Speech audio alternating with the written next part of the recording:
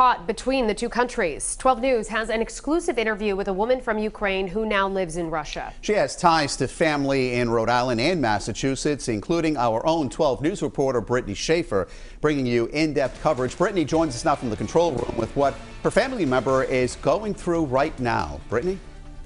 Well, Mike, Shannon, I spoke to people in both Ukraine and Russia today, including my second cousin. Now, people in eastern Ukraine tell me that they no longer feel safe in their homes as they were forced to evacuate and flee west. They tell me they woke up today brokenhearted and scared.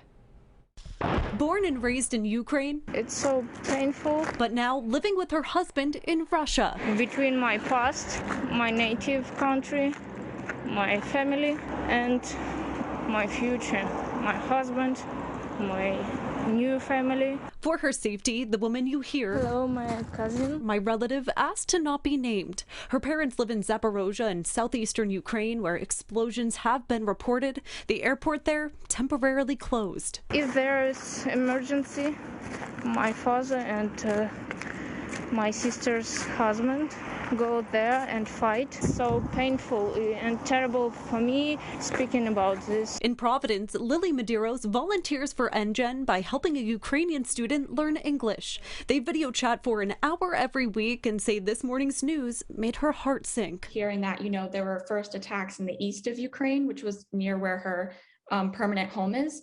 But then later on, hearing that the explosions were going off in the west, where she currently is right now, it just was really scary. Medeiros eventually spoke to Valeria Veranova. She tells me the 16-year-old and her family are safe, but their situation is dire. She needed to flee in order to, be safe. She could only pack a couple of suitcases. Her and her family were in the car for over 30 hours trying to escape. Scary and surreal to hear all of her experiences. I believe in people, peace. I believe in no war. People here, Russians, believe too. And my cousin tells me this is a war between governments, not people. Coming up new at 6, hear from a journalist who was born and raised in Kyiv. Describe what situation is happening there now. Live in the control room, I'm Brittany Schaefer, 12 News.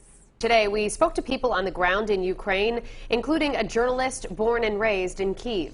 And an exclusive interview with a woman who has ties to Ukraine, Russia, and 12 News reporter Brittany Schaefer. She joins us now live in studio to explain. Brittany? Well, Mike, Shannon, my grandfather was born and raised in Zaporozhye, Ukraine, before he fled to the U.S. in the 1940s during World War II. Some of my family is still there and tell me they have felt explosions nearby and are hiding, facing a similar tough decision my grandfather did 80 years ago.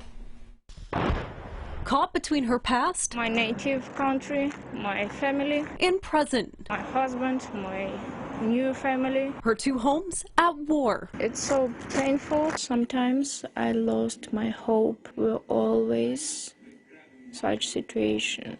Always wars in Ukraine. The woman you hear, my second cousin, does not want to be named or shown for her safety. Her parents live in Zaporozhye in southeastern Ukraine, where explosions have been reported. She tells me her family decided to stay for now, but her 17-year-old brother may have to fight. If there is emergency, my father and my sister's husband go there and fight. So painful and terrible for me. North in Kyiv, Olga Kontsevich had to cancel our interview today because she had to evacuate. She sent me this video.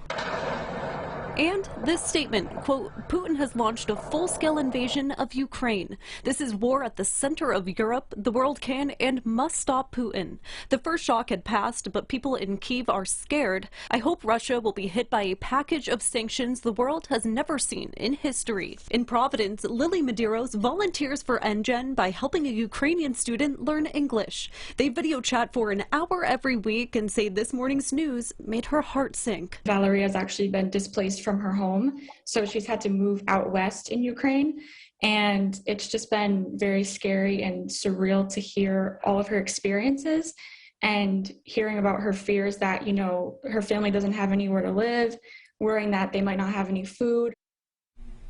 And my cousin tells me this is a war between governments, not people. She says she supports peace and does not want war like many other people in Russia. Live in studio, I'm Brittany Schaefer, 12 News.